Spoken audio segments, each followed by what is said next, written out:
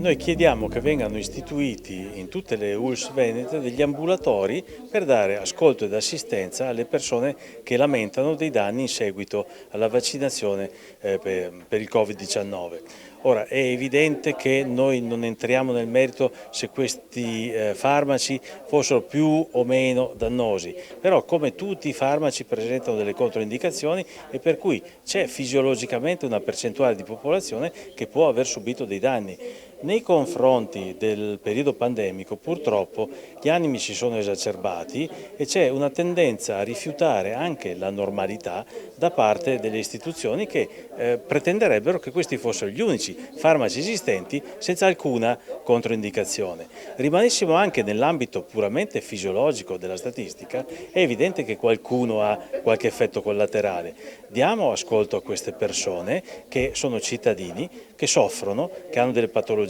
conclamate e che fino a questo momento stanno trovando un atteggiamento negazionista da parte delle istituzioni che è destituito da ogni approccio scientifico e si ribaltano contro le accuse che veniva fatto il cosiddetto mondo Novax. Qui non c'è nessuno Novax, nessuno antiscientifico, queste sono persone che il vaccino l'hanno fatto e noi chiediamo solo che ci sia un approccio scientifico e medico nei confronti di pazienti, cittadini che si sono fidati e che purtroppo sono stati sfortunati e stanno vivendo male.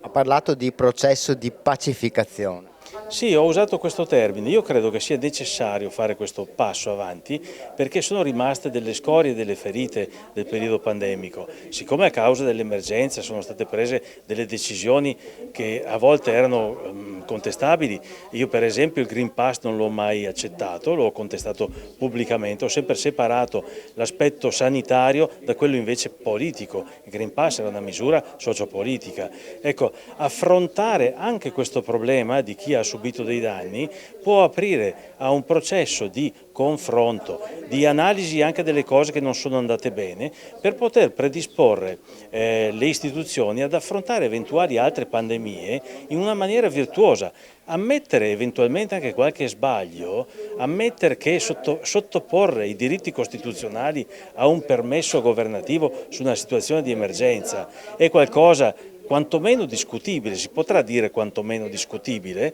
ammettere questo significa che cosa?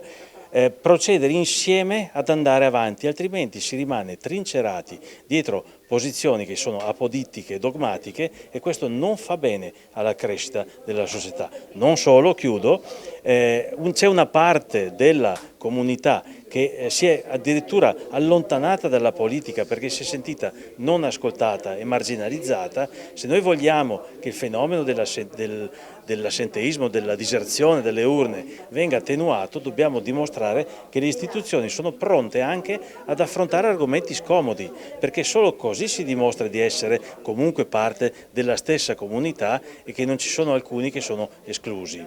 Siamo un'associazione apartitica, apolitica e cerchiamo di dare sostegno anche morale, oltre che economico, con le donazioni che ci vengono fatte per tutte quelle situazioni, tutti quei cittadini iscritti che si sono ritrovati danneggiati dal vaccino Covid e sono stati abbandonati dalla sanità pubblica e anche dalle istituzioni purtroppo.